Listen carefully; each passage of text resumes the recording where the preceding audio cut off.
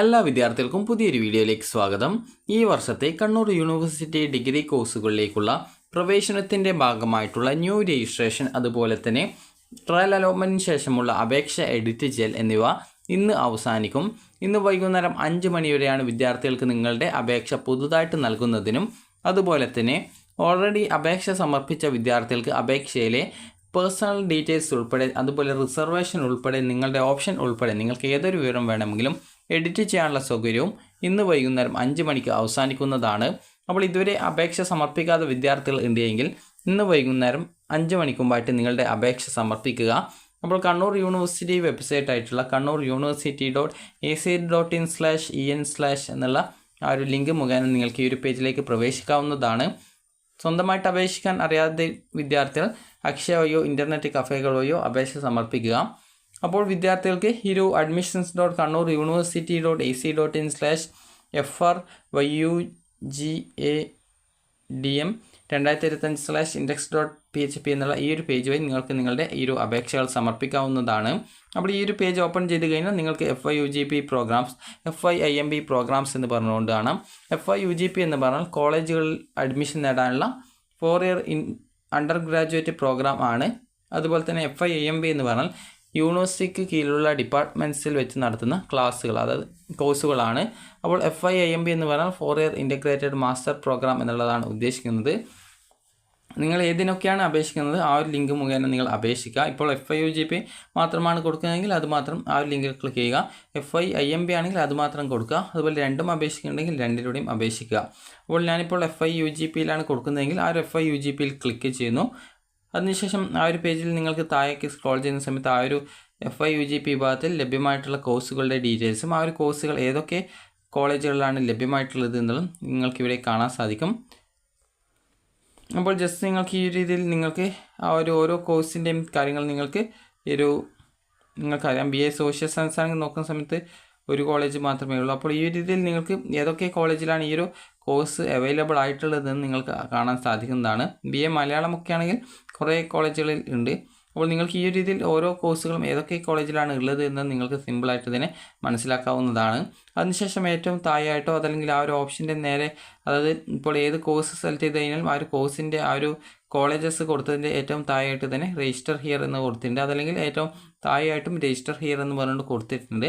അപ്പോൾ നിങ്ങൾ ജസ്റ്റ് ഒന്ന് ആ ലിങ്കിൽ ക്ലിക്ക് ചെയ്യുക.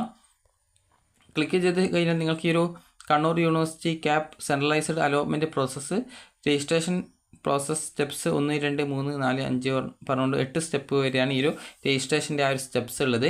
അപ്പോൾ നിങ്ങൾ ഈ ഒരു ഇതുവരെ അപേക്ഷ സമർപ്പിക്കാത്ത വിദ്യാർത്ഥികൾ ഉണ്ടെങ്കിൽ നിങ്ങളുടെ ഈ ഒരു ഡീറ്റെയിൽസും കാര്യങ്ങളൊക്കെ കൊടുത്തുകൊണ്ട് നിങ്ങൾ രജിസ്ട്രേഷൻ ചെയ്യുക. ടോട്ടൽ 8 സ്റ്റെപ്സ് ആണുള്ളത്.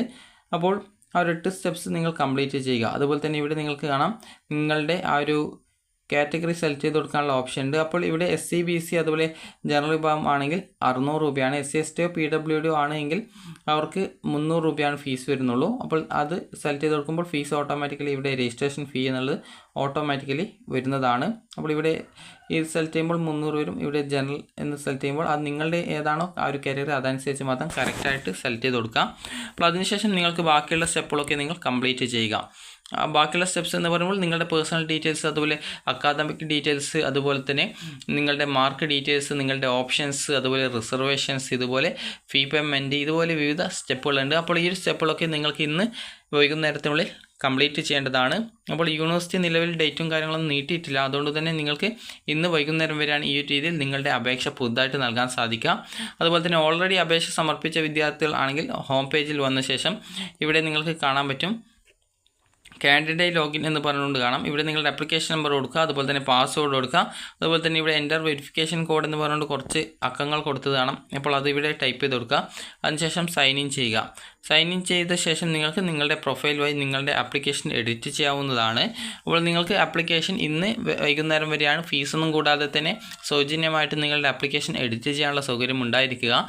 അപ്പോൾ നിങ്ങൾക്ക് അപേക്ഷയിൽ നിങ്ങളുടെ ഓപ്ഷൻ ഉൾപ്പെടെ ഓപ്ഷൻ റീ അറേഞ്ച് ചെയ്യണോ, അല്ലെങ്കിൽ ഓപ്ഷൻ്റെ സ്ഥാനം ചേഞ്ച് ചെയ്യണോ, അല്ലെങ്കിൽ ഏതെങ്കിലും ഓപ്ഷൻ ഡിലീറ്റ് ചെയ്ത് പുതിയത് ആഡ് ചെയ്യണോ, അങ്ങനെ നിങ്ങൾക്ക് മാക്സിമം 20 ഓപ്ഷൻസാണ് കണ്ണൂർ യൂണിവേഴ്സിറ്റിയുടെ കീഴിൽ നിങ്ങൾക്ക് കോളേജുകളിലേക്ക് അഡ്മിഷൻ നേടാനായിട്ട് കൊടുക്കാനായിട്ട് സാധിക്കുക. അതുപോലെ തന്നെ ഇതിൽ നിങ്ങൾ സ്പോർട്സ് കോട്ട, മാനേജ്മെൻറ്റ് കോട്ട അഡ്മിഷൻ ആഗ്രഹിക്കുന്ന വിദ്യാർത്ഥികളാണെങ്കിൽ കോളേജിൽ കോൺടാക്റ്റ് ചെയ്ത് അവിടുത്തെ, അതുപോലെ തന്നെ കമ്മ്യൂണിറ്റി കോട്ട അഡ്മിഷൻ ആഗ്രഹിക്കുന്ന വിദ്യാർത്ഥികൾ കോളേജിൽ കോൺടാക്റ്റ് ചെയ്ത ശേഷം സെപ്പറേറ്റ് അപേക്ഷ കൊടുക്കേണ്ടതായിട്ടുണ്ടോ എന്നുള്ളതൊക്കെ കൃത്യമായിട്ട് ചോദിച്ച് മനസ്സിലാക്കി അഡ്മിഷനായിട്ട് ആ ഒരു കാര്യങ്ങളൊക്കെ ചെയ്യാൻ ശ്രദ്ധിക്കേണ്ടതാണ്. അഡ്മിഷനായിട്ട് നിങ്ങൾ ചെയ്യേണ്ടത് ജസ്റ്റ് ഒന്നും അഥവാ ഈ ഒരു കോളേജിൽ ആപ്ലിക്കേഷൻ കൊടുക്കാൻ പറഞ്ഞിട്ടുണ്ടെങ്കിൽ നിങ്ങൾ ഈ ഒരു കണ്ണൂർ യൂണിവേഴ്സിറ്റിയിലേക്ക് അപേക്ഷ കൊടുത്തതിൻ്റെ ആ ഒരു പ്രിൻ്റ് ഔട്ടും അതുപോലെ തന്നെ സ്പോർട്സ് കോട്ടയാണോ കമ്മ്യൂണിറ്റി കോട്ടയാണോ അല്ലെങ്കിൽ മാനേജ്മെൻറ്റ് കോട്ടയാണോ ഇതിൽ ആവശ്യമായിട്ടുള്ള ഡോക്യുമെൻറ്റ്സ് എന്താണ് എന്നുള്ളത് കോളേജിൽ വിളിച്ച് ചോദിക്കുക. അപ്പോൾ അങ്ങനെ വിളിച്ച് ചോദിച്ചു കഴിഞ്ഞാൽ നിങ്ങൾക്ക് പറഞ്ഞു തരും. അപ്പോൾ ആ ഒരു ഡോക്യുമെൻറ്റ്സൊക്കെ അതിൻ്റെയൊക്കെ കോപ്പി എടുത്തുകൊണ്ട് നിങ്ങൾ കോളേജിൽ പോയിട്ട് കൊടുക്കുക, നിങ്ങളുടെ അപേക്ഷ കൊടുക്കുക. അപ്പോൾ ഇത്ര മാത്രമാണ് നിങ്ങൾ ഈ ഒരു കമ്മ്യൂണിറ്റി കോട്ട, സ്പോർട്സ് കോട്ട അല്ലെങ്കിൽ മാനേജ്മെൻറ്റ് കോട്ടയിൽ അഡ്മിഷൻ നേടാനായിട്ട് വേണ്ടത്. അപ്പോൾ വിദ്യാർത്ഥികൾക്ക് അപേക്ഷയിൽ എന്തൊക്കെ വിവരങ്ങളാണോ എഡിറ്റ് ചെയ്യേണ്ടത് എല്ലാ വിവരങ്ങളും നിങ്ങൾക്ക് എഡിറ്റ് ചെയ്യാൻ സാധിക്കുന്നതായിരിക്കും. അതുപോലെ തന്നെ നിങ്ങളുടെ പാസ്വേഡ് മറന്നു പോയിട്ടുണ്ടെങ്കിൽ ഇവിടെ ഫോർഗോട്ട് പാസ്വേഡ് ഓപ്ഷൻ ലിങ്ക് കൊടുത്തിട്ടുണ്ട്. അപ്പോൾ അതിൽ ക്ലിക്ക് ചെയ്ത ശേഷം നിങ്ങളുടെ ക്യാപ് ഐ ഡിയും ഇമെയിൽ ഐ ഡിയും കൊടുത്തു കഴിഞ്ഞാൽ നിങ്ങളുടെ ആ ഒരു ഇമെയിൽ ഐ ഡിയിലേക്ക് നിങ്ങൾക്കത് ഇമെയിലായിട്ട് ആ ഒരു ലിങ്ക് വരുന്നതായിരിക്കും. അതായത് ഈ ഒരു ഫോർഗോട്ട് പാസ്വേഡ് ഓപ്ഷൻ, ആ പാസ്വേഡ് റീസെറ്റ് ചെയ്ത് കൊടുക്കാനുള്ള ആ ഒരു പേജിലേക്ക് നിങ്ങൾക്ക് ആ ഒരു ലിങ്കിലേക്ക് വഴി ക്ലിക്ക് ചെയ്ത് കഴിഞ്ഞാൽ നിങ്ങൾക്ക് ആ ഒരു പേജിലേക്ക് എത്താൻ സാധിക്കുന്നതാണ്. അപ്പോൾ നിങ്ങൾക്ക് ഈ രീതിയിലാണ് പാസ്വേഡ് റീസെറ്റ് ചെയ്ത് കൊടുക്കാൻ പറ്റുക. അപ്പോൾ ആപ്ലിക്കേഷൻ നൽകുന്ന വിദ്യാർത്ഥികൾ നിർബന്ധമായിട്ടും ആപ്ലിക്കേഷൻ്റെ പ്രിൻ്റ് ഔട്ട് നിർബന്ധമായിട്ടും എടുക്കാനായിട്ട് ശ്രദ്ധിക്കേണ്ടതാണ്. അപ്പോൾ വിദ്യാർത്ഥികൾക്ക് ഈ ഒരു വീഡിയോ ഉപകാരപ്രദമായിട്ടുണ്ടെന്ന് കരുതുന്നു. അതുപോലെ തന്നെ വിദ്യാർത്ഥികളുടെ ഫസ്റ്റ് അലോട്ട്മെൻറ്റ് റിസൾട്ട് നാളെയാണ് പ്രസിദ്ധീകരിക്കുക. അപ്പോൾ നിങ്ങൾക്ക് ഈ ഒരു വീഡിയോ ഉപകാരപ്രദമായിട്ടുണ്ടെങ്കിൽ ലൈക്ക് ചെയ്യുക, ഷെയർ ചെയ്യുക. Thank you for watching.